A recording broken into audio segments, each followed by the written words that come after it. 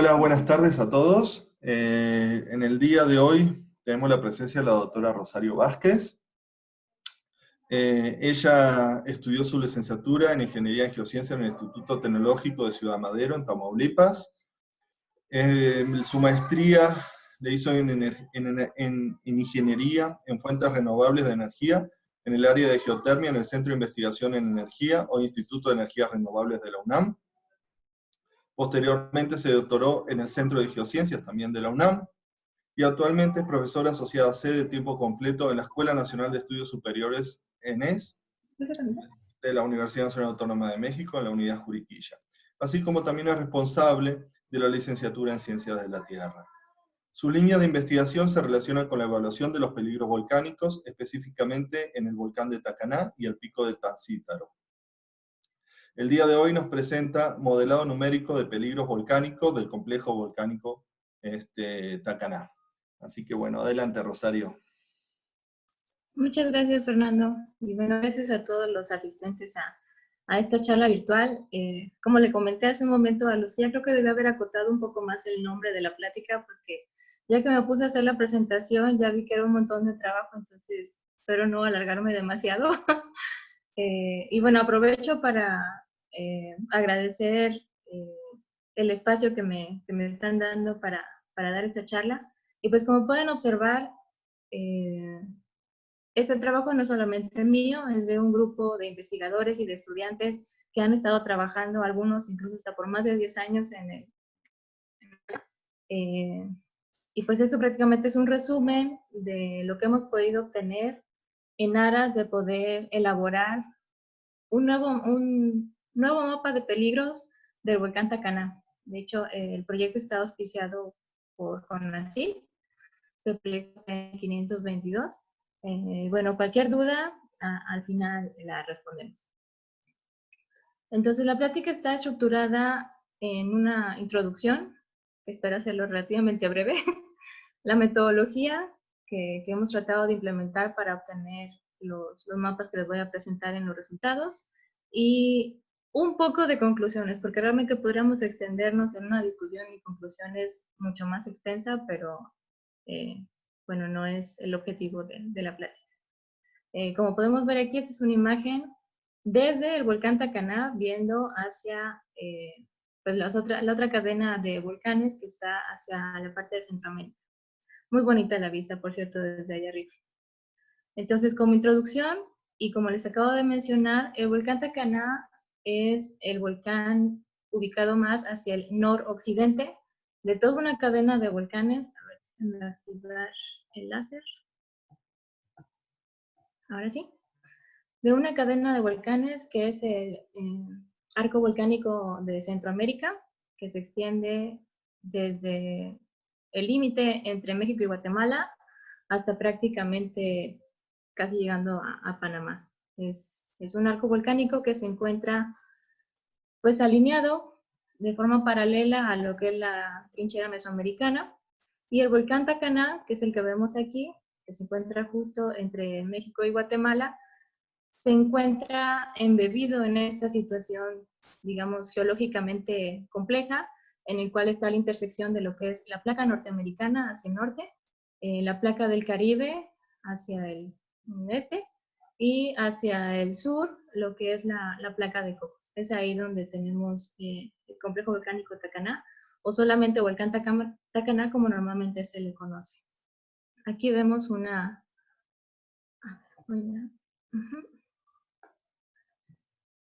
Aquí vemos un mapa en planta de cómo está constituido el complejo. Está conformado realmente por 3 estructuras volcánicas. Aquí vemos en color blanco la línea divisoria entre lo que es Guatemala y México.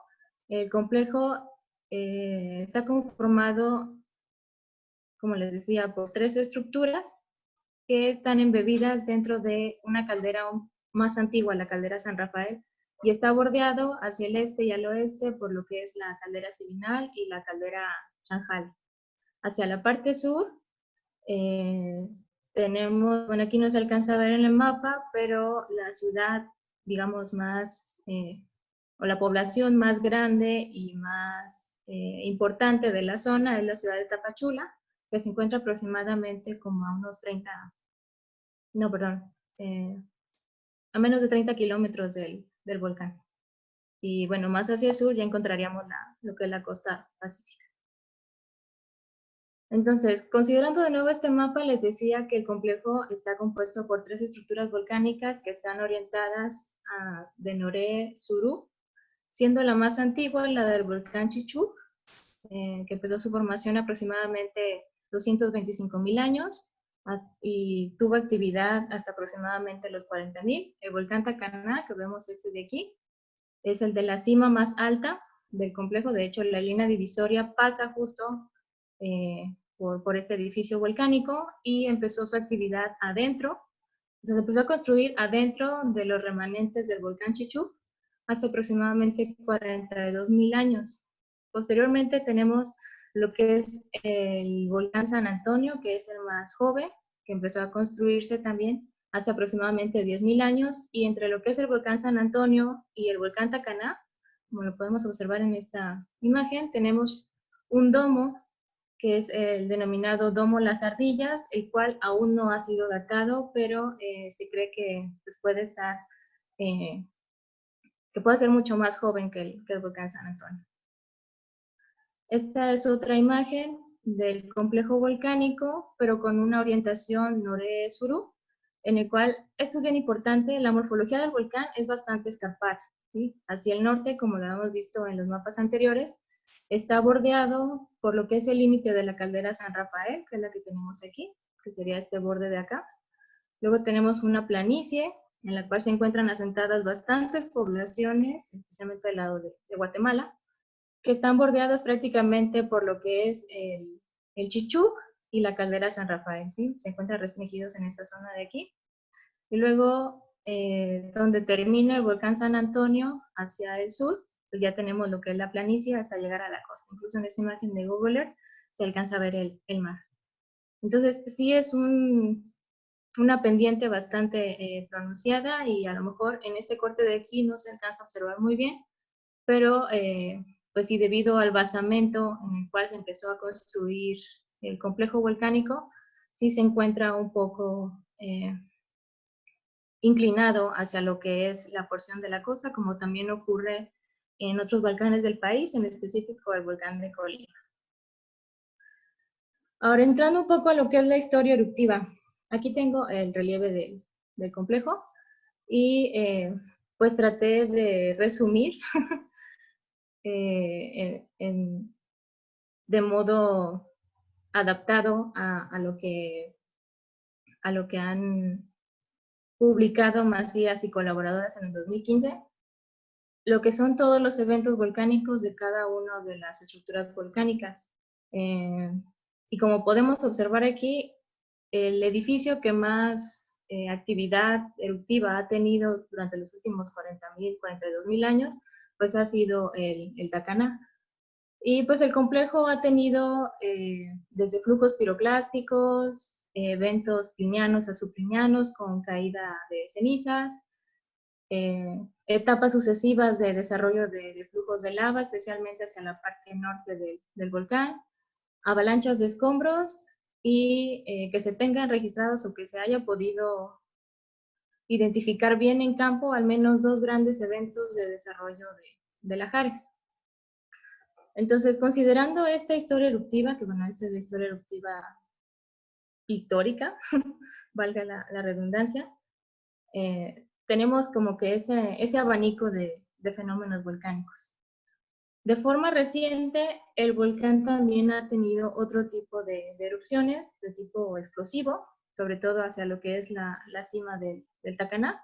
En 1949 y en 1986 desarrolló 2 erupciones freáticas, las cuales dejaron, posterior a las explosiones, actividad fumarólica durante varios años. Como podemos observar aquí, realmente son muy cercanas a lo que es la cima del volcán. Aquí vemos una fotografía del complejo, desde la parte más somital.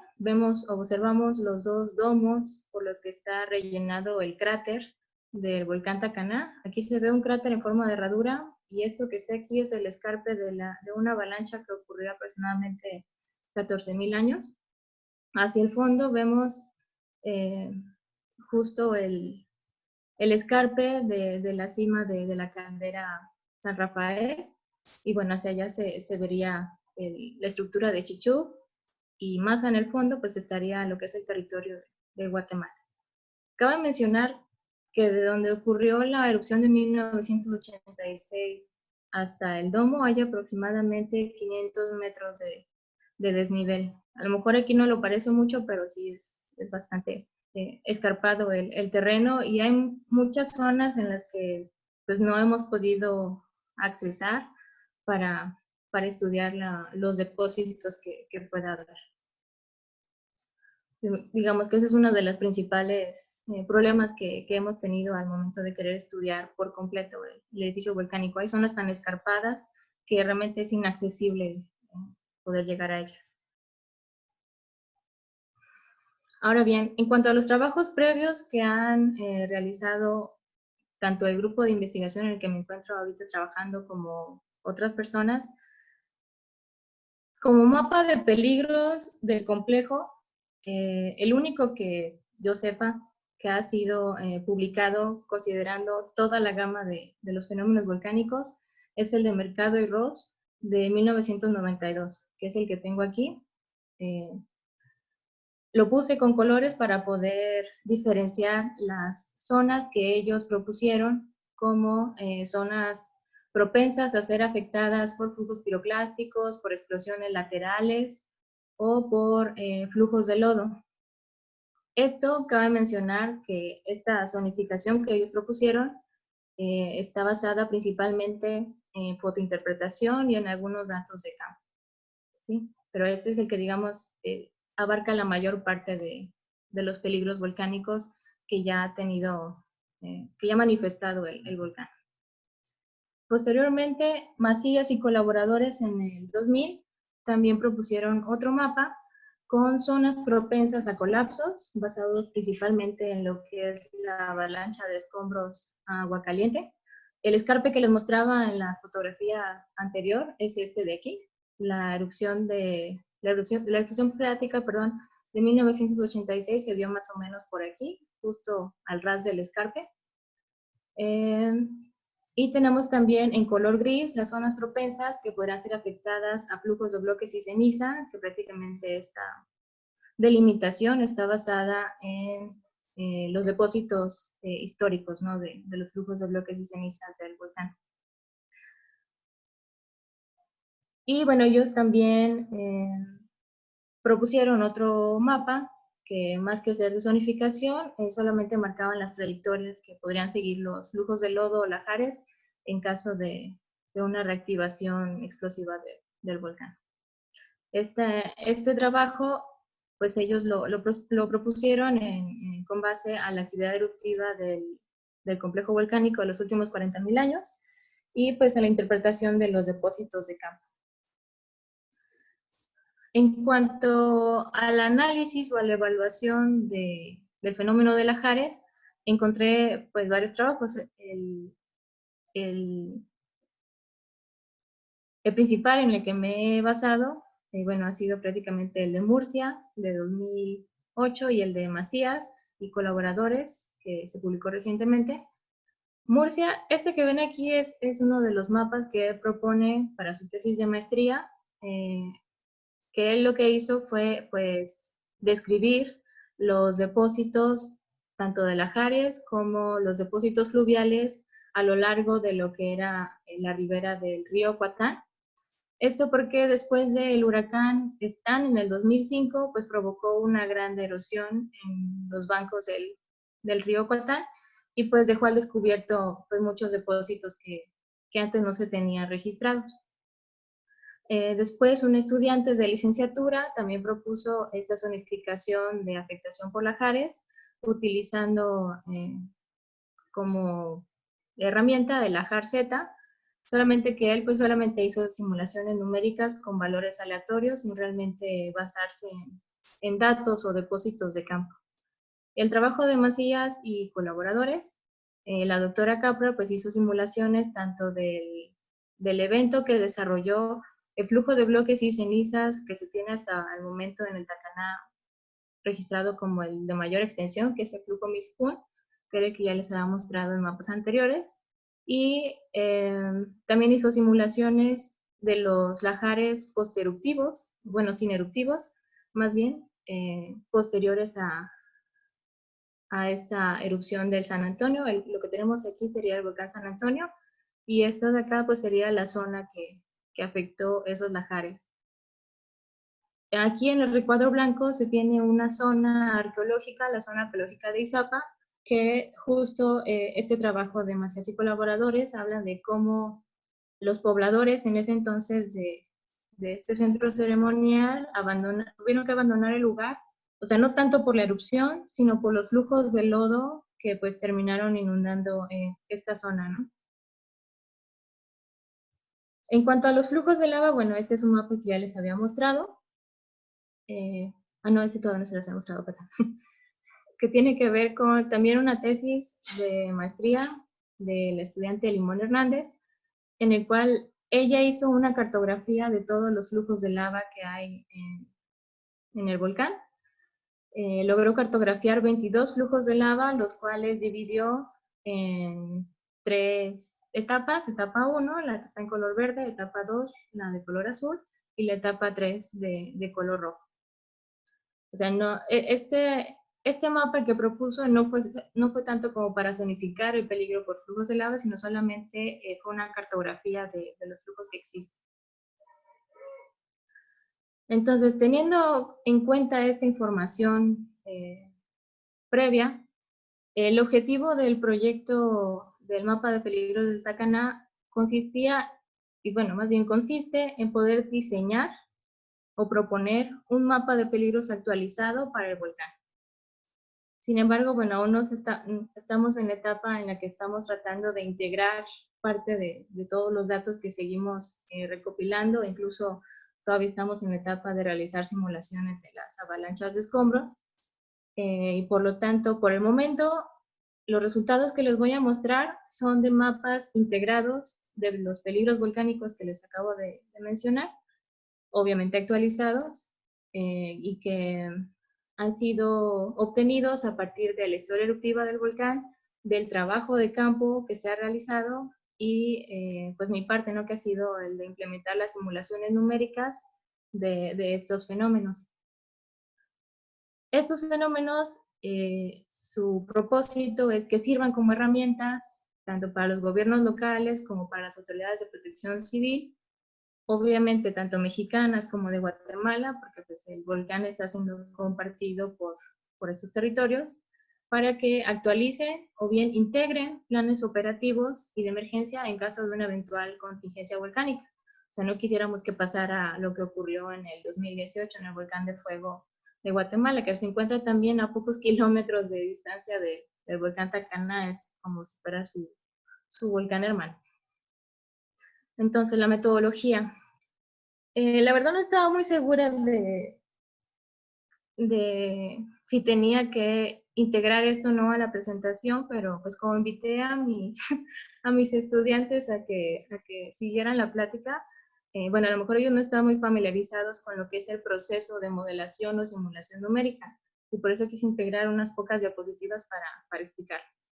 Como lo dice aquí, el modelado numérico es una técnica basada en el cálculo numérico para validar o refutar modelos conceptuales propuestos a partir de observaciones o bien derivados de teorías anteriores. Como ejemplo, por ejemplo, si tenemos, como lo observamos aquí, el caso de un huracán.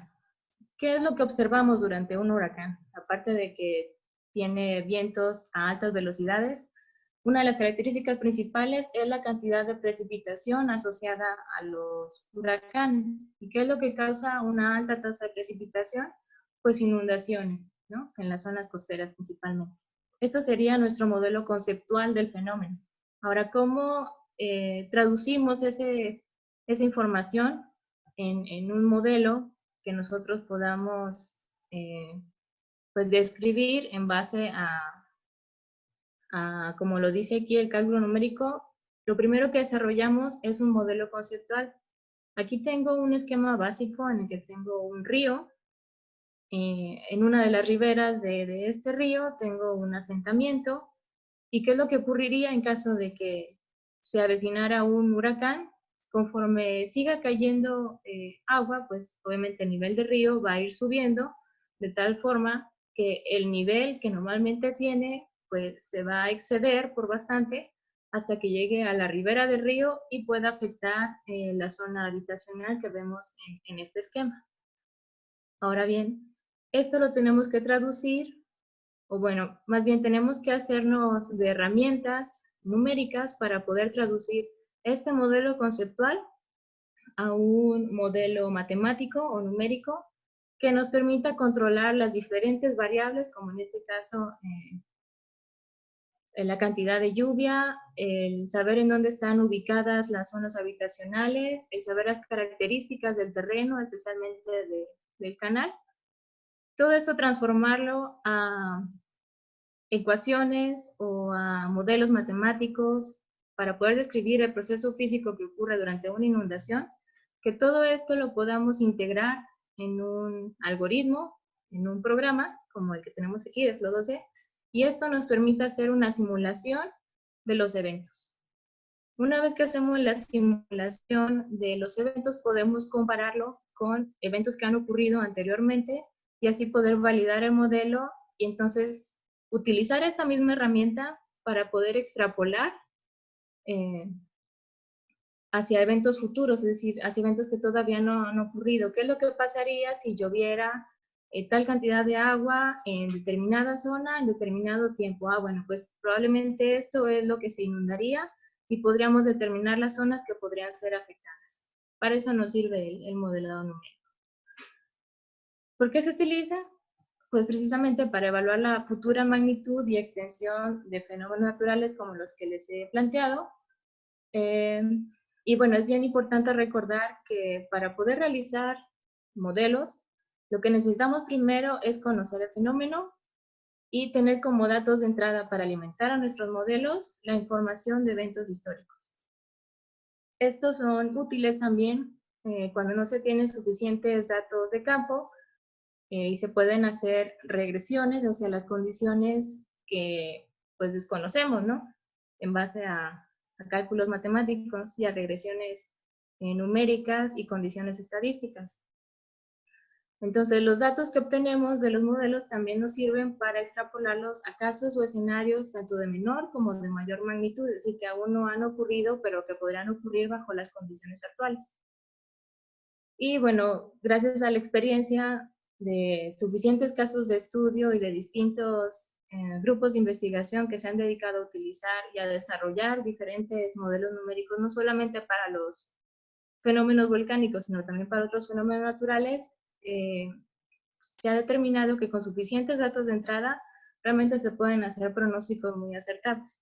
No sé si, bueno, ahorita ya tiene mucho tiempo que no vamos a las instalaciones del Centro de Geociencias, pero a la entrada se encuentran unos monitores, unas pantallas, en donde por lo menos en dos se observan justo las simulaciones que se hacen de dispersión de ceniza para el volcán Popocatépetl y para el volcán de Colima. Se hacen a partir de este tipo de modelos. Ahora, la metodología que yo implementé, que es prácticamente la que se lleva a cabo en cualquier evaluación de fenómenos naturales, es pues, primeramente recopilar los datos a partir de información histórica, realizar mucho trabajo de campo para cartografiar todos los depósitos volcánicos posibles, determinar de qué tipo de depósitos estamos hablando, su distribución, espesores, edades, granulometría, etc. Con todo esto, hacer un análisis de la historia eruptiva y obtener entonces los parámetros de entrada para los modelos numéricos, que también con base en toda esta información, nosotros debemos de seleccionar cuáles son los más apropiados para utilizar. Una vez que tenemos los parámetros de entrada, realizamos las simulaciones numéricas, ya sea de eventos históricos y o recientes, sobre todo en el caso del volcán de Colima, que tiene eventos bastante recientes, para poder comparar los resultados del modelo con los datos reales. Este proceso se le llama proceso de calibración Una vez que está calibrado el modelo numérico, entonces se procede con la definición de escenarios eruptivos, pero a futuro, a fin de hacer esta extrapolación a escenarios pues, tanto de menor como de mayor magnitud, que no se tengan contemplados en el registro histórico. Por último, los resultados de estas simulaciones pues, se analizan y se tratan de integrar en mapas de peligros volcánicos mediante sistemas de información geográfica, normalmente en una escala de colores que indique el nivel de peligro esperado para determinado evento o para determinado escenario. Siguiendo con la metodología, ahorita les voy a presentar como también un resumen de la información que nosotros cartografiamos, o bueno, la que se tiene cartografiada hasta el momento del volcán Tacaná, en el cual podemos dividirlo en depósitos de flujos piroclásticos, principalmente de bloques de ceniza, pero también hay depósitos de escoria, como este pequeñito que está acá. Como podemos ver, aquí está el volcán. Se tienen cartografiados 8 depósitos de flujos piroclásticos. Como les decía, el más extenso es el flujo Miskun, que es el que se ve aquí abajo en color azul. Y bueno, otros pequeñitos que se encuentran restringidos hacia lo que es el edificio volcánico, y estos dos, el amarillo y el color café, que también son pues de una longitud más o menos extensa y que probablemente pudieron haber surgido del volcán Chichujo. En cuanto al fenómeno de caída de ceniza, aquí solamente les muestro unos ejemplos de dos de las erupciones plinianas más importantes que ha tenido el volcán. Se tiene registrado alrededor de 4, 2 plinianas y 2 subplinianas.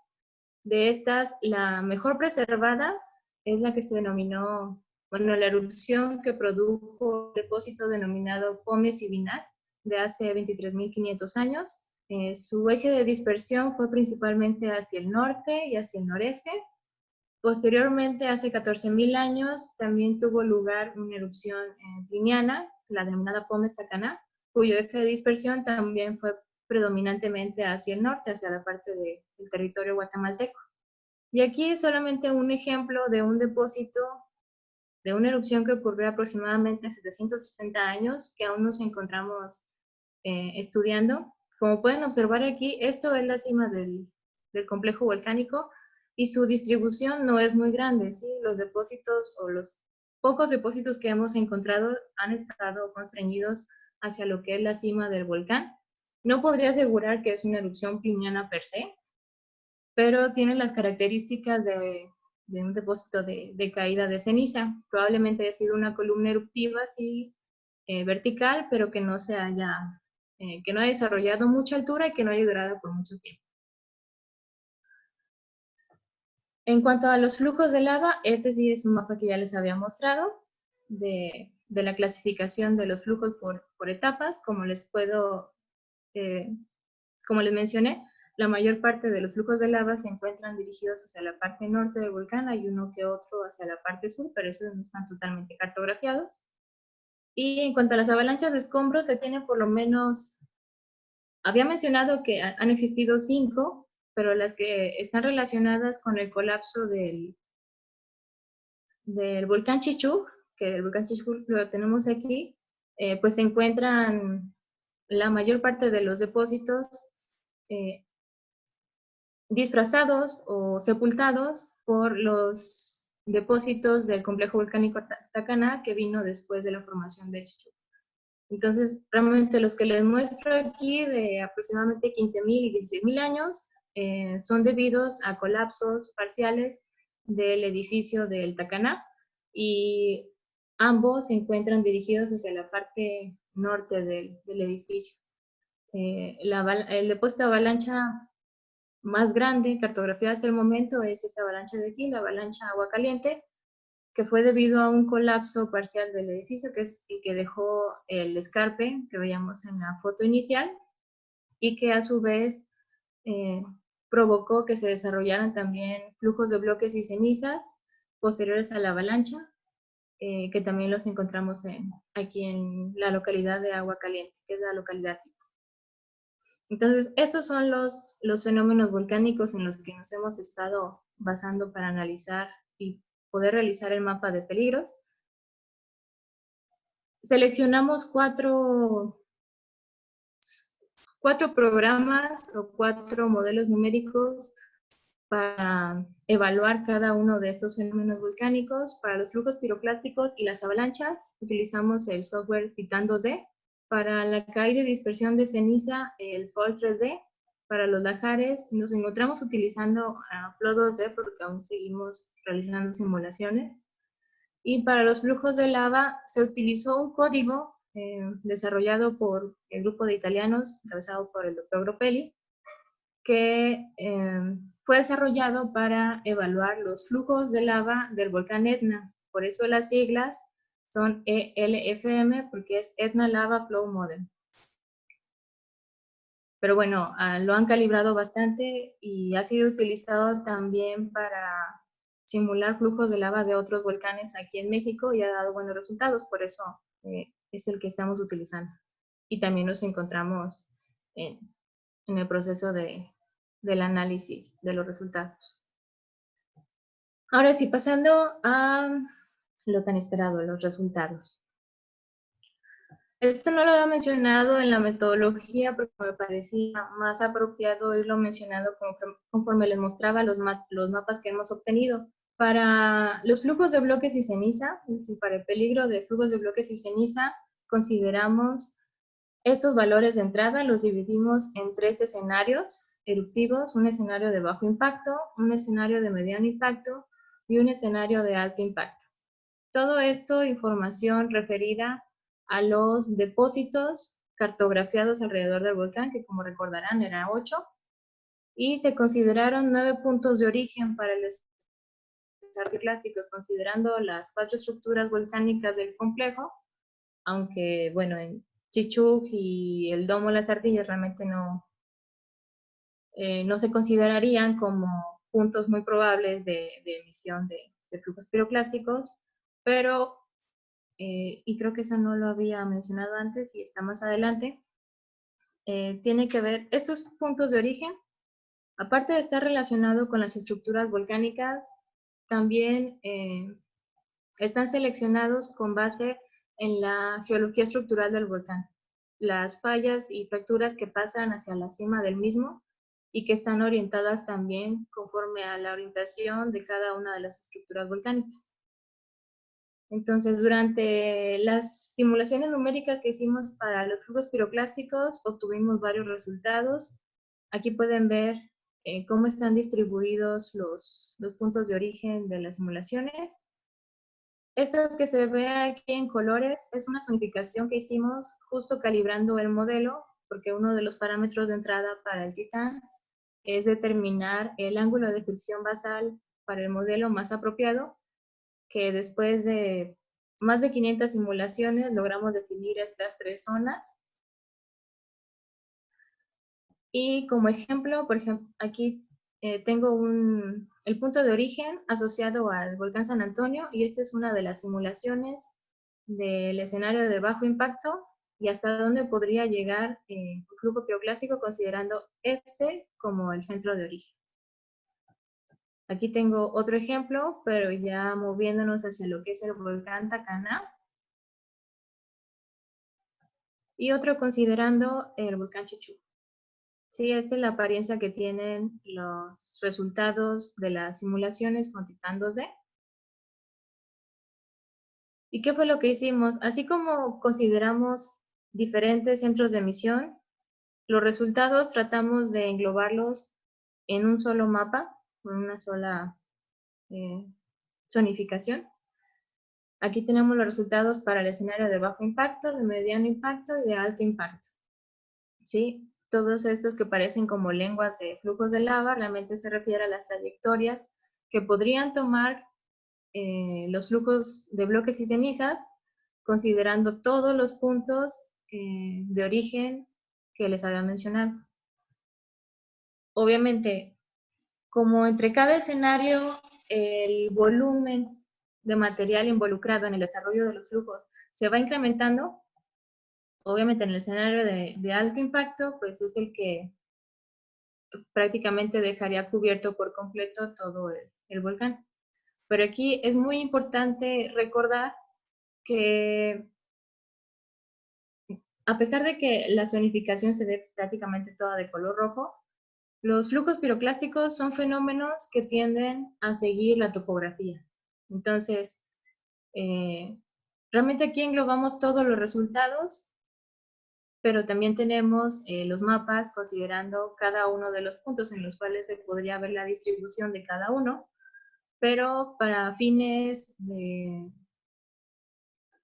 prácticos, pues decidimos englobarlo todo en una sola zona, ¿no? Como de alto y relativamente bajo peligro, que al final de cuentas estos fueron los resultados para cada uno de los escenarios que al final decidimos integrar en este mapa en el que presentamos las zonas de peligro por flujos piroclásticos en 3 diferentes colores: rojo, un color como naranja pálido y un color amarillo.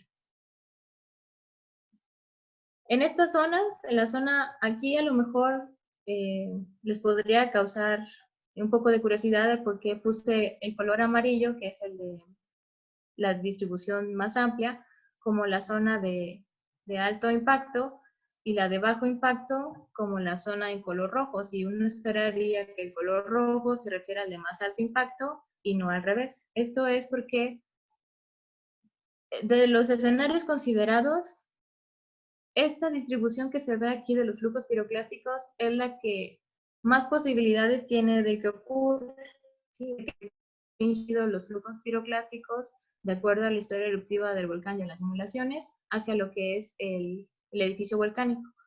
Un escenario en el cual se desarrollen estos fenómenos y que lleguen a tener este alcance hasta donde está la zona amarilla, que realmente es la de más alto impacto, pero es la que menos posibilidades tiene de que ocurra. Lo estamos considerando porque tenemos en el registro histórico que ha ocurrido una vez y por eso lo estamos considerando, pero realmente la de mayor posibilidad y la que más podría afectar en caso de una reactivación del volcán es la zona en color rojo, ¿sí? Esto para el caso de los flujos piroclásticos. Y cabe mencionar que en estas zonas de peligro habitan alrededor de 20,000 personas, esto de acuerdo al Censo de Población del INEGI del 2010, y que la región más habitada de estas 20,000 personas se encuentra del lado del territorio mexicano. En cuanto a la simulación de las avalanchas de escombro, pues tenemos 2 avalanchas tipo, las cuales estamos ahorita en el proceso de recrear esos eventos con estas características de entrada. Y este mapa, bueno, esta imagen de Google Earth era en la que quería que vieran las características de la geología estructural del volcán. Prácticamente es atravesado de norte a sur por un tren de fallas y fracturas. Y estas zonas que están delineadas en color rojo son las que serían más propensas a colapsar si la tasa de alteración que hay hacia la parte somital del Tacaná sigue como hasta ahora. De hecho, en la época de secas, aquí normalmente hay un montón de derrumbes. A lo mejor en esta imagen no se aprecia, pero pues sí está bastante alterada y sí podría ser propensa a que colapse en estas zonas en particular. Pero como les decía, este todavía está en proceso de análisis. Para el fenómeno de caída de ceniza tomamos como base, y como ya les había mencionado, el depósito de caída que mejor conservado está, que es el de la Pómez Sivinal. Quien describió esta erupción y los depósitos de esta erupción fue el doctor José Luis Arce y colaboradores en el 2012. Estas son las características, y tomando esta erupción como base, se utilizó el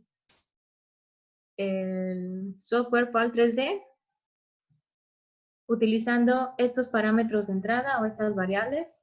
Cabe mencionar que FAL 3D es un modelo de tipo probabilístico, entonces los resultados que les voy a mostrar son las probabilidades de que ocurra una caída de ceniza, como por ejemplo de que a nivel del suelo se llega a una concentración de 1 kilogramo por metro cuadrado, que realmente es muy poquitito, estamos hablando de 1 milímetro de ceniza, y las áreas que vemos aquí en colores están sombreando el 95, el 50 y el 5% de probabilidad de que este umbral de 1 kilogramo por metro cuadrado sea rebasado. Obviamente la probabilidad más alta pues se restringe más hacia lo que es el edificio volcánico. Ahora bien, este es otro resultado para los mismos parámetros de entrada, pero considerando que en lugar de que sea 1 kilogramo por metro cuadrado, se tenga una concentración de 10 kilogramos por metro cuadrado. Lo que podemos observar entre esto y esto es que obviamente el área de afectación se va reduciendo. ¿Esto por qué? Porque estamos considerando que hay una mayor cantidad de concentración de ceniza que podría ser acumulada en esta zona de aquí. Que aún así, la característica más importante de este tipo de fenómenos es que pues tiene una distribución o una extensión de afectación mucho mayor que los flujos piroclásticos, por ejemplo, o que las avalanchas. Aquí estaríamos hablando de que afectaría gran parte del territorio de Guatemala y la parte sur de Chiapas. Por último, tenemos el umbral de concentración de ceniza de 100 kilogramos por metro cuadrado. Estamos hablando de aproximadamente 10 centímetros de ceniza acumulada a nivel del suelo. Y a pesar de que el área de afectación es mucho menor, pues estamos hablando de una concentración de ceniza de nivel del suelo mucho mayor. También hay que considerar aquí la escala de distancia, bueno, la escala gráfica que estamos observando entre cada uno de los diferentes resultados. Esto es lo que nos arrojó el modelo FOL 3D para caída de ceniza, o más bien concentración de ceniza a nivel del suelo. Pero aquí tengo, perdón, pensé que no la había puesto. Aquí tengo el mismo mapa que vemos acá, pero a una escala menor para poder observar con mayor detalle el área de afectación debido a estos parámetros. Ahora bien, les comentaba que una de las ventajas del modelo FOL 3D es que no solamente nos proporciona las probabilidades de ocurrencia de una caída de ceniza a nivel del suelo, sino que también considera qué es lo que podría ocurrir a nivel de atmósfera, porque como sabemos, en los eventos volcánicos que producen erupciones de tipo pliniano o subpliniana con columnas eruptivas verticales y desarrollo de nubes de sombrilla, pues la afectación a nivel de atmósfera es mucho mayor. De hecho, como lo podemos observar aquí, tenemos varios resultados. Consideramos la concentración de ceniza de 0.2 miligramos por metro cúbico, el cual es un valor mundialmente aceptado como un valor de concentración de alerta, y de 2 miligramos por metro cúbico, que esta concentración de aquí es el umbral de no vuelo. Es decir, cuando se alcanzan estas concentraciones o se llegan a rebasar en la atmósfera, o sea, diferentes alturas sobre el nivel de despegue de los aviones, aquí está la diferencia entre si se da una alerta de que es posible que se pueda cerrar el espacio aéreo o que de plano no haya vuelos en este espacio aéreo. Aquí la diferencia entre estos resultados es que consideramos también dos niveles de vuelo: la altura de despegue, que es el nivel de vuelo 100, y el nivel de vuelo 300, que es la altura de crucero. Entonces, la altura en la que los aviones comerciales alcanzan y ya empiezan a repartir los snacks a los pasajeros. Entonces, bajo estas condiciones, ¿qué es lo que podemos observar? Pues prácticamente que al 50% de probabilidad de que sean rebasados ya sea este o este umbral, el espacio aéreo que lograría ser afectado por una erupción con las características como la que dio lugar a la Pómez Sivinal sería bastante amplio, alcanzando incluso hasta lo que es el Nicaragua, Salvador, Honduras, Guatemala, Belice e incluso hasta la Ciudad de México. Obviamente a mayor porcentaje de probabilidad, del 95, del 90%, el área se reduciría, pero esto no significa que no se podrá llegar a alcanzar estas concentraciones hasta estas distancias.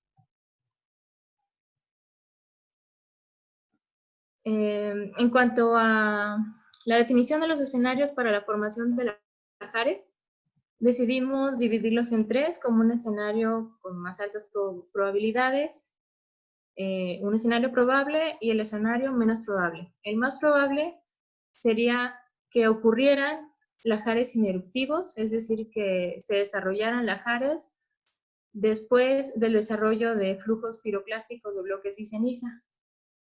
Es decir, considerando las posibilidades que vimos en los mapas anteriores. Y bueno, la particularidad de la formación de este tipo de fenómenos es que pues, serían lahares calientes porque el material sería pues material que podría llegar hasta los principales drenajes del volcán, será material caliente. Y esto puede generar, primero, podría generar represamiento de algunos de los principales ríos que drenan al volcán. Pero bueno, este represamiento sería provisional porque eventualmente con la cantidad de agua que llevan, por ejemplo, lo que es el río Coatán y el río Suchiate, pues sí terminarían rompiendo estos represamientos o pasando por encima de ellos y provocando el desarrollo de lahares con una mayor cantidad de material granular. El escenario probable tendría las mismas condiciones eruptivas que el escenario anterior, pero aquí se le añadiría el ingreso de material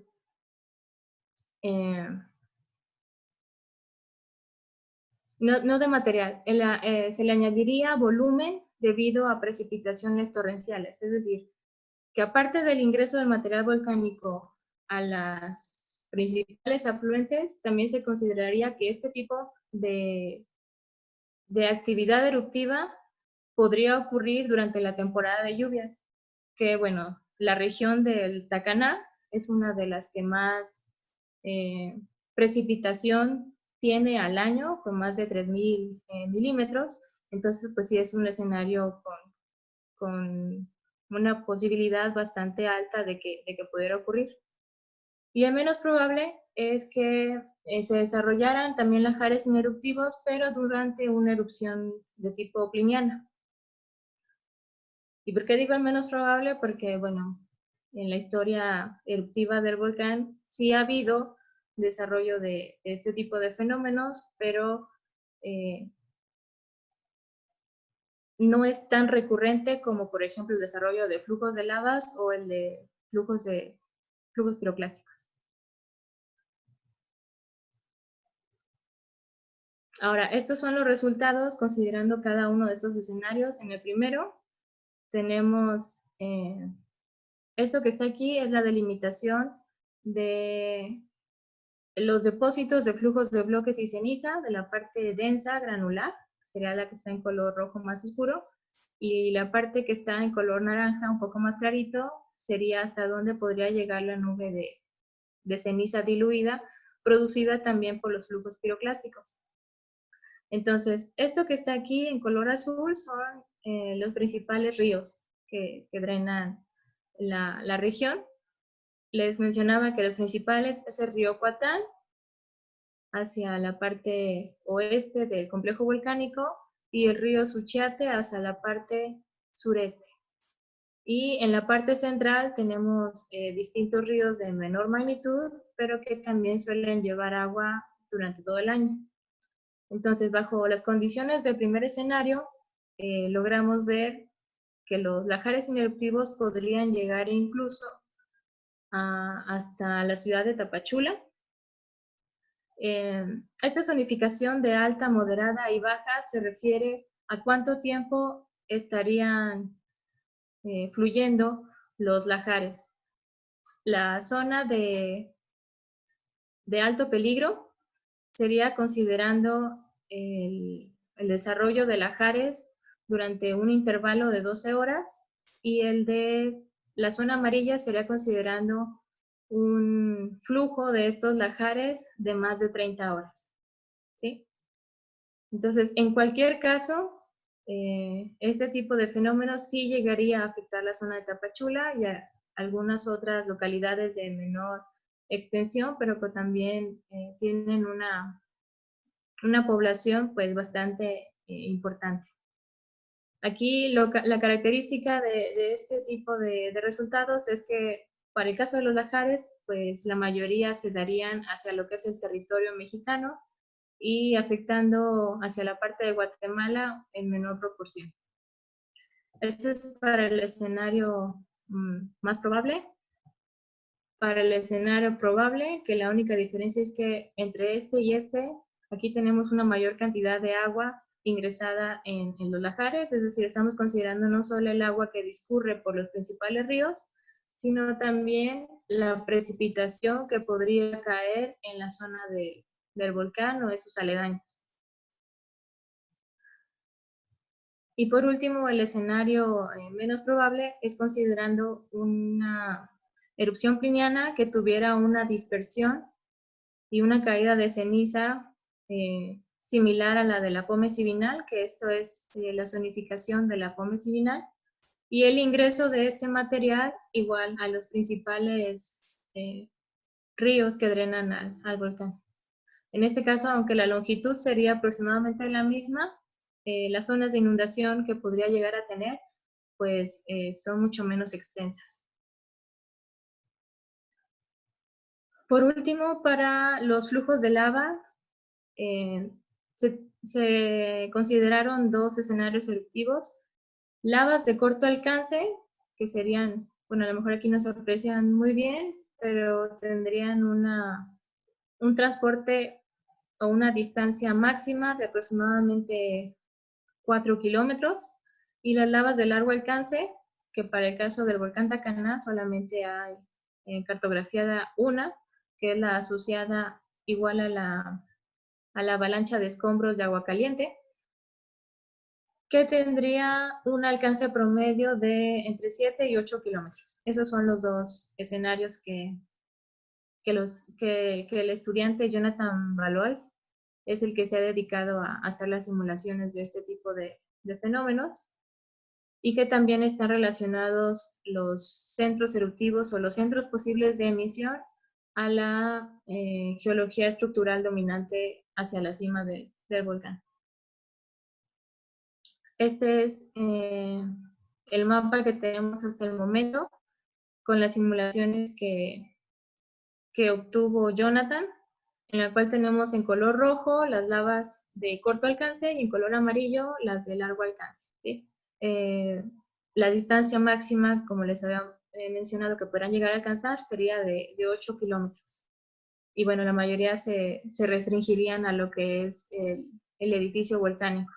Cabe mencionar que, como se puede observar aquí, hay unas pequeñas casitas porque hay poblaciones o hay asentamientos en el edificio volcánico que podrían resultar afectadas también incluso por este tipo de fenómenos.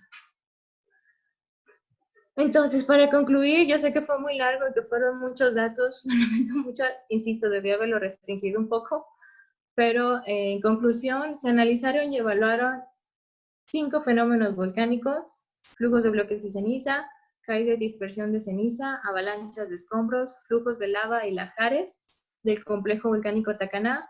Estos fenómenos se evaluaron de acuerdo a su historia eruptiva, a los datos de campo, que con esta información se realizaron las simulaciones numéricas en los diferentes programas que les mencioné. De estos fenómenos, el alcance máximo para los flujos de bloques y cenizas, avalanchas de escombros y flujos de lava se observa en los mapas que les presenté, que hacia la parte norte del volcán quedaría restringido el alcance máximo, justo debido a la morfología del volcán, y a que hacia el norte está el escarpe de la caldera San Rafael, entonces esto sirve como una barrera topográfica natural para que este tipo de eventos gravitacionales se quede restringido hacia la base de la caldera, entre el edificio volcánico y la caldera.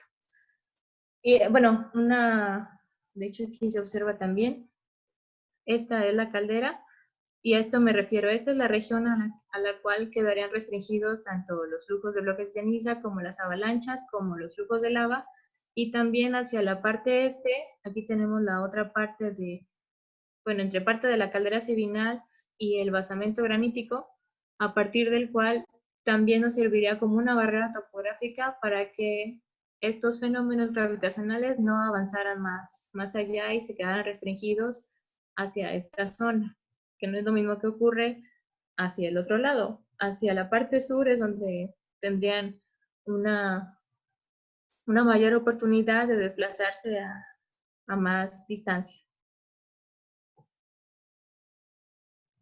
Y bueno, también como conclusión general de todos los fenómenos volcánicos que les acabo de mencionar, el territorio mexicano es el que resultaría más afectado considerando todos estos fenómenos.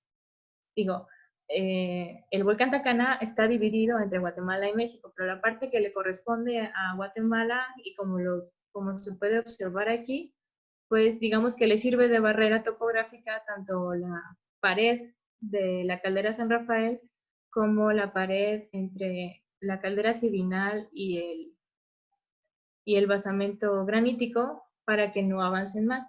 Esto no ocurre, obviamente, para el caso de la caída y dispersión de ceniza, porque ahí sí, en este tipo de fenómenos, pues no conocen limitantes. Y a nivel del suelo, con los umbrales que estuvimos simulando, por ejemplo, el umbral más grande, el de 10 centímetros de espesor, podría llegar a afectar alrededor de 200 localidades distribuidas, como ya lo vimos, tanto entre México como Guatemala.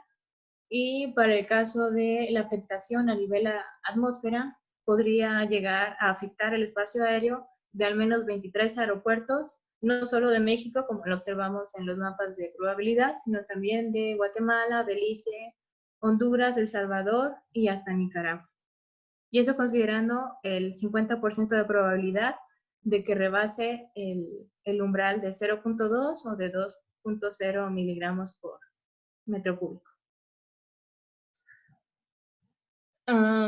Otra de las cosas que se puede observar con los mapas que les presenté es que independientemente del fenómeno volcánico considerado en los escenarios de las simulaciones de los lajares, o sea, bajo cualquier circunstancia, siempre que haya material volcánico que llegue hasta la base del volcán, es muy posible o prácticamente sería inevitable que sucediera el desarrollo de lajares ineruptivos. ¿Esto por qué? Porque el volcán tiene una gran cantidad de corrientes naturales que lo drenan. Entonces, o sea, sí o sí le llegaría material que podría producir lajares ineruptivos. Además de que esta región, como se observa en las conclusiones, es una de las regiones con más alta tasa de precipitación media anual del país, como les había mencionado, con más de 3.000 milímetros de precipitación, especialmente en la zona montañosa. Por lo tanto, se podrían llegar a producir lajares que llegaran hasta la ciudad de Tapachula, como ha ocurrido anteriormente. Digamos que una de las curiosidades de la ciudad de Tapachula es que está asentada sobre un abanico aluvial, y que de hecho el nombre de Tapachol significa tierras inundadas o algo por el estilo, no recuerdo. Pero el hecho de que la ciudad, que es una de las ciudades más pobladas con más de 300,000 habitantes, tenga este nombre, indica que desde tiempos remotos, pues los habitantes de esta región sabían que eran zonas propensas a inundación, como pasó también en el lugar ceremonial de Izapa hace 2000 años. Y bueno, ya casi para terminar, los mapas presentados hasta el momento pues tienen la finalidad de servir como instrumentos de comunicación, pero también para que las autoridades, tanto gubernamentales como de protección civil, sean los que diseñen, ya que tienen toda la información de tipo social a la mano, para que puedan diseñar o actualizar tanto los planes operativos como de emergencia relacionados a una emergencia volcánica, a una eventualidad volcánica en el futuro. Y de hecho, creo que eso no lo he mencionado, pero el volcán Tacaná es considerado como uno de los volcanes activos de México. Ya lo vieron de acuerdo a la historia eruptiva reciente. Tuvo 2 erupciones freáticas en 1949 y 1986. Y por lo tanto, tanto para México como Guatemala, debe ser considerado como un factor pues, de amenaza y debe fomentarse la colaboración bilateral para tratar de generar o de estar preparados para cualquier eventualidad en el futuro, evitando que suceda lo que sucedió en el volcán de fuego de Guatemala. Y por la cantidad de personas que hay asentadas alrededor del volcán, también debería de ser considerado como uno de los más peligrosos del país. Y bueno, muchas gracias.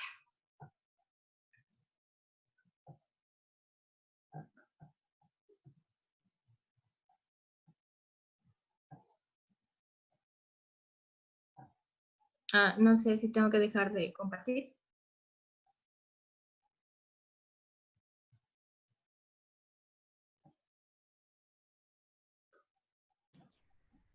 No, no me dejaba reactivar mi micrófono ni mi cámara. Era por eso. Muchas Okay. gracias, Rosario. Ahora empezaremos con la sesión de preguntas. Como les había comentado en seminarios pasados, se me olvidó comentarlo cuando presenté a Rosario. La idea es que ustedes me escriban su nombre en el chat y yo les voy a ir dando palabra a medida que van escribiendo su nombre. Parece redundante lo que le dijo, pero esa más o menos es la idea, para así tenemos un orden en cuanto a las preguntas. La primera que tengo escrita es por parte de Edgar Roberto Mérida. No sé si deseas hacerle tu pregunta, Edgar. Sí, buenas tardes. Qué gusto, saludos de Guatemala. Yo quisiera saber, ya que se ha mencionado pues de la necesidad de la cooperación entre Guatemala y México para elaborar estos mapas, ¿qué participación ha tenido Insibume en este proyecto? ¿Han tenido comunicación con ellos? Fíjate que directamente con los de Insibume, no. Hemos tenido colaboración extrañamente con personal, no sé cómo se denomina allí en Guatemala, pero de los que se encargan de revisar la parte de las aguas y los bosques de Sí, la sí. población de Sibinal. Ya, sí. Sí, con ellos sí, y de hecho ellos nos han acompañado a los trabajos de campo cada vez que vamos, y nos han tratado de proporcionar la información que tienen, pero con Bueno. Insibume no. Sí, no, yo para entonces se pueda abrir la comunicación con nosotros, yo laboro para la sección de volcanología de Insibume, entonces no sé si podrían compartir su dirección de correo electrónico para poder ponernos en Sí, contacto con ustedes y sí, ver claro. de qué manera podemos ir colaborando en esto. Y tenía otra duda respecto de los modelos digitales de elevación Ujú. que usaron para sus simulaciones. ¿Qué resolución espacial tienen estos? 12.5 metros. 12.5 metros, sí. Sí. Con resoluciones más amplias, como 5 metros, 1 metro, o ese de 12.5 es lo más que han... Bueno, el de 12.5 que yo he estado utilizando para las simulaciones, ese es con el que contábamos hace 2 años. Bueno. Pero afortunadamente desde el año pasado han estado tratando de realizar sobrevuelos en el volcán con drones para sacar modelos digitales de mayor resolución, por lo menos de la parte somital. Pero han tenido problemas porque, bueno, no sé si ha subido allá al Tacaná, pero hay ráfagas de viento muy muy fuertes. Sí, es lo mismo que sucede a los compañeros que van al volcán de fuego. Las últimas veces no han podido hacer sus... Ujú. Pero sí, entonces 12.5. Sí, sí, de los datos, de los conjuntos de datos a los Pulsar. Ah, muy bien, gracias. Entonces voy a ponerlos en comunicación con nuestra sección para que podamos trabajar a futuro y muchas gracias por la presentación. Gracias a ti. Voy a poner mi correo en el chat. Gracias. Ujú. Muchas gracias. El siguiente que tengo anotado es Juan Sánchez, quien hizo un comentario, pero no sé si desea hacer alguna pregunta. Juan Sánchez. Bueno, él escribió en el chat, escribió que es conveniente que Protección Civil estatal y municipal, así como entidades de socorro, pudieran estar en conocimiento de los mapas de este estudio. El siguiente que tengo anotado es Gustavo Rodríguez. Él no tiene micrófono, por lo cual yo voy a leer su pregunta. ¿Qué modelo matemático utilizan las simulaciones de avalanchas de escombros? Esa fue su pregunta. ¿Qué modelo matemático? ¿Qué modelo matemático utilizan las simulaciones de avalanchas de escombros? Ay, diablo, se me fue. Sí lo tengo, pero ahorita no recuerdo cuál es. Si me permite buscarlo, le podría dar la información después. O después se lo pasas. Tengo Juan Sánchez aquí de nuevo anotado. No sé si tiene micrófono o no, Juan, para hacer la pregunta. Hola, ¿qué tal? Hola, ¿qué tal? Hola. Sí, me parece un estudio muy interesante, ¿no? Realmente bastante completo el análisis que se está haciendo. Sin embargo, siempre desde nuestra perspectiva aquí como ingenieros, solemos ver también el problema de los sismos, los temblores que se originan constantemente en las zonas aledañas a la ubicación de los volcanes, ¿no? Y en particular, como tenemos una ciudad muy cercana con cierta infraestructura como es Tapachula, bien mencionada aquí, y la cual notamos que en el análisis prácticamente sí resulta afectada, pero en la zona marginal. Sin embargo, el efecto en la zona central parece no ser tan gravemente incidida por este análisis, o sea, no se nota que haya un gran efecto sobre ella. Pero la parte sísmica, digamos, el modelado en cuanto a la magnitud de un sismo que se pudiera esperar al ocurrir el evento máximo que se hablaba en la ponencia, ¿no? Es la duda que se nos genera como complemento de todo esto, porque al hablar del volcán y sus efectos, pues tenemos que cubrir todo el abanico y faltaría nada más la cuestión de los movimientos Sí, telúricos, ¿no? Práctico. ya, sí. Sí, al respecto no, por lo menos no en el grupo y pues yo tampoco he hecho un análisis al respecto de la actividad sísmica. Sé que hace 2 años tuvieron como una crisis sísmica en ese aspecto, pero en lo personal yo no recibí información de manera directa.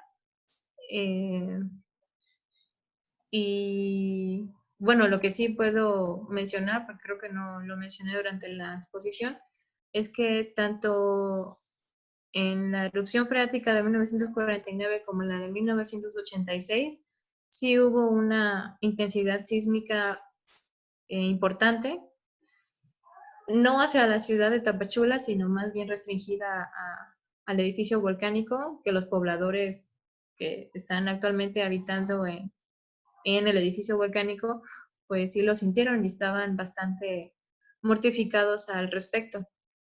Pero sí, no, en nuestro grupo por lo menos no tenemos un análisis de eso y sí, claro que sería importante. Y con respecto a la otra pregunta, también hace 2 años, en el 2018, fuimos tanto a Tuxtla Gutiérrez como a Tapachula, porque nos invitó la Escuela Nacional de Protección Civil de aquí de México para dar charlas justo sobre los avances que teníamos en ese momento respecto a la evaluación de los peligros del volcán Tacaná. O sea, desde ese punto de vista sí tuvimos un acercamiento con ellos y yo también por lo menos he tenido un contacto directo con varios de los, entre especialistas y estudiantes pertenecientes tanto a la escuela como a Protección Civil Estatal de Chiapas para el intercambio de información.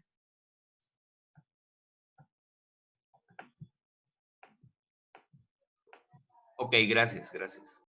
Muy bien. El que sigue en el orden es Eddie Maldonado. Sí, buen día. ¿Escucha? Sí, sí, te escuchamos. Ok. Sí, un buen día. Mucho gusto. Mi nombre es Eddie Maldonado. Trabajo para la Unidad de Prevención en Volcanes de Riesgo. La información que ustedes han brindado el día de hoy es muy importante. Sin embargo, pues ya el año pasado la Universidad Autónoma de México había compartido con la Unidad de Gestión de Riesgo de Civinal, entonces nosotros ya teníamos esta información. Nos ha servido bastante para el tema de generación de protocolos y rutas de evacuación. A raíz de lo que pasó en el volcán de Fuego, pues sabemos que con este tema de peligros volcánicos es un tema muy importante el poder contar con protocolos y hacia dónde podría evacuar la población específicamente que se encuentra aledaña al volcán. Mi pregunta iba directamente en base al tema de sismicidad con relación al tema histórico del complejo volcánico de Santa María. Hay una historia, ¿verdad?, que cuenta de que antes de la reactivación del volcán Santa María como tal, hubieron bastantes sismos y uno de estos tuvo una escala de Richter de 7.1 grados, donde murió mucha gente. Entonces, para el lado de Guatemala directamente, los peligros volcánicos como flujos piroclásticos, los flujos de lava directamente no van a afectar, pero la sismicidad va a Puede que sí. ser impacte en esta zona, ¿verdad? Entonces, mi pregunta iba prácticamente en relación a lo que hizo el compañero, ¿verdad? Si había ya un estudio de la probabilidad de qué magnitud podrían tener los sismos al momento de incrementar la actividad volcánica en el complejo, ¿verdad? Ya en el caso de una erupción de gran magnitud como la de la Pómez Sivinal, seguramente tendría sismos de magnitud mayor a 6, pero yo la verdad desconozco en cuanto a la actividad sísmica las proporciones que podría llegar a tener o no. Muy bien. El siguiente que tenemos anotado para preguntas es Gerardo Aguirre. Sí, hola a todos, gracias. Oye, Rosario, muy buena presentación, me gustó mucho. Tus mapas muy Gracias. bonitos y bien hechos todo. Y el grupo pues, de investigadores y estudiantes, pues muy completo. Gracias. Sí, mi pregunta viene ya desde los mapas originales ahí, desde que Armando García Palomo trabajaba ahí con el grupo, sobre esas calderas que ponen en el complejo de Tacaná. Y me llama mucho la atención, sobre todo la de San Rafael, que no sé si la consideran como una caldera de colapso que funciona como una erupción de ignimbritas y toda esa historia sobre calderas, o si se trata de un colapso sectorial de un antiguo edificio volcánico, como tipo Monte de Santa Elena o algo similar. No sé, por los mapas y los perfiles que mostraste al principio de la charla, pues parece más un circo de colapso sectorial, ¿no? Sobre todo la San Rafael. Y eso tiene sus también interpretaciones que pudieran hacerse de si este edificio volcánico tan grande que es el Tacaná, pues pudiera haber tenido antes colapsos sectoriales grandes que dejaron esas cicatrices como la de San Rafael y que pudiera volver a tener otro en el futuro. No sé si eso se ha considerado y si, bueno, en concreto, la pregunta es si esa caldera es una caldera en sí, como se definen calderas de colapso, o si es un colapso sectorial y dejó ahí una pared atrás del volcán. Esa es una buena pregunta, doctor. Porque sí, yo estoy considerando la nomenclatura que efectivamente el doctor García Palomo había propuesto en el 2006 para la estratigrafía del basamento del complejo volcánico Tacaná. Y debo admitir que yo desconozco, sé que actualmente hay como que todavía una controversia en si son o no calderas para empezar, y si sí lo son, ¿de qué tipo? Eso sí, es la información que yo le podría dar en este momento, pero más allá, como para determinar o para poder definir si se trata de una caldera como tal o un colapso o algo por el estilo, yo ahí sí no, admito que no me he metido más en la historia del basamento. Ya, sí, bueno, entiendo. Sí, habría que ir a buscar los depósitos como ignimbritas grandes ahí en la base de la secuencia o algo por el estilo, aunque he visitado un par de veces esa zona hace muchos años, que es muy difícil trabajar ahí para la geología. Está todo Sí, cubierto de jungla ahí y el relieve es tremendo también, ¿no? Y el calor, todo, ¿no? O sea, no es fácil trabajar ahí para hacer geología. Otra pregunta rápido, ¿hay algún monitoreo que actualmente se esté haciendo en el Tacaná? ¿Qué tipo de monitoreo se está realizando ahí ahora? sé que hay estaciones sísmicas, creo que por parte del CENAPRED o si no de ah, no sé si el de Ciencias y Artes de Chiapas, le voy más al CENAPRED, y también los mismos de CENAPRED sé que realizan monitoreo de los manantiales hidrotermales. En una de las primeras fotografías que mostraba donde se veía el relieve con, bueno, los escarpes con los dos puntos en donde se dieron las erupciones freáticas recientes, hay más abajo un escarpe en donde hay un lago donde tiene todavía fumarolas, y ese que yo sepa es el que han monitoreado. No creo que sea un monitoreo continuo como el que hay en el Popo o en el de Colima, lo desconozco, pero hasta ahí es lo único que hay. Muy bien, gracias. Felicidades por la presentación, muy buena. Gracias. Muy bien, quien sigue anotado es Jorge Aguilar Carbonell. Él hizo su pregunta en el chat para todos, pero no mencionó que no tuviera micrófono. Bueno, te la hago. Lo que preguntó en el chat es, ¿cuántos años estima el periodo de retorno de una gran erupción en el Tacaná? Aún no se tiene estimado, Okay. porque desafortunadamente, como lo mencionó el doctor Aguirre, a pesar de que se tiene un registro pues bastante grande de la cartografía de los depósitos volcánicos, no dudamos en que se nos estén escapando 2 o 3 erupciones, precisamente por los problemas de difícil acceso, de que está oscurecida los depósitos por la vegetación, y en algunos casos hasta es peligroso, o sea, no podemos llegar porque los pobladores no te permiten pasar. Entonces, desde ese punto de vista, con el registro eruptivo que tenemos hasta el momento, no hemos podido definir un ciclo eruptivo como tal. Ok. Nos quedan 2 preguntas. La primera le doy... ¿Eh? Perdón, es que vi el comentario de Mariana Jacome, que es la UNICACH, el que tiene el monitoreo sísmico. Ok. Primeramente le doy la palabra a Andrés Cárdenas.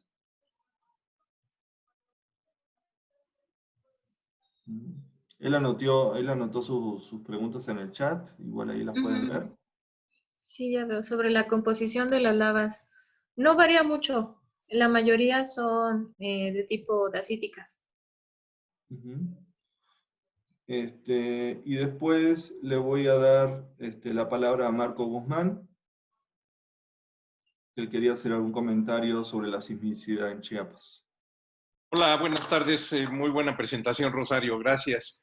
Gracias. Sí, me llamó la atención de que no recuerdo el nombre, a lo mejor fue Juan Sánchez o Eddie Maldonado quienes hicieron algunas precisiones sobre la sismicidad, pero aquí hay que, más que una pregunta, es algunos comentarios sobre sismicidad. Bueno, para empezar, el Tacaná pues, está en una zona de subducción y como tal, pues tiene sismos asociados a la subducción, tanto de zona somera de subducción, que son los que llamamos interplacas, que no son tan fuertes como en Oaxaca o en Michoacán. Pero también tenemos sismos importantes de la placa subducida, y esos pues llegan pues, más o menos hasta Tapachula. No sé, se ha especulado mucho, creo yo, los vulcanólogos me podrán decir más sobre esto, si un gran sismo provoca una erupción volcánica. Y se comentaba una erupción volcánica del volcán Santa María. Esta erupción volcánica, si la memoria no me falla, ocurrió en octubre del año 1902. Así es. Y se asocia mucho a la actividad sísmica porque meses atrás, primero en abril, el 18 de abril o algo así, de 1902, ocurrió un gran sismo de subducción frente a las costas de Guatemala, ahora sí que casi esquina con México. Y por otro lado, ya en septiembre, el 23 de septiembre de 1902, ocurrió otro gran sismo que hasta donde podemos saber no fue de subducción, sino asociado a grandes fallas que existen en el estado de Chiapas, concretamente en la zona del Valle Central, de la Depresión Central de Chiapas. Entonces, no hay que perder de vista que no es solamente la subducción, sino grandes fallas como esta que menciono, y también las grandes fallas que son el límite entre la placa norteamericana y Caribe, que son Motagua y Polo Chic. La falla de Polo Chic, que tuvo su último gran sismo en 1816, de magnitud como 7,5 o algo así, pues queda ahí a tiro de piedra del volcán Tacaná. Entonces y bueno, tampoco hay que confundir la sismicidad tectónica, que es la de subducción y grandes fallas y etcétera, etcétera, y la sismicidad que origina una erupción volcánica, que en términos generales una erupción volcánica no va a provocar un sismo de gran magnitud. Por último, hace algunos años también el Instituto de Geofísica instaló una serie de estaciones sísmicas para monitorear el Tacaná. No sé si la sigan operando porque la persona que estaba a cargo del proyecto, primero se lo llevaron de director del CENAPRED y ahora está de director del Centro de Estudios Mexicanos en San José, Costa Rica, que es Carlos Valdés. Pues esos serán mis comentarios. Gracias. Gracias. Muy bien, Marco, muchas gracias. Pues bueno, no tenemos más preguntas, entonces damos por finalizado el seminario del día de hoy. Muchas gracias, Rosario, por tu presentación y muchas gracias a todos por la participación.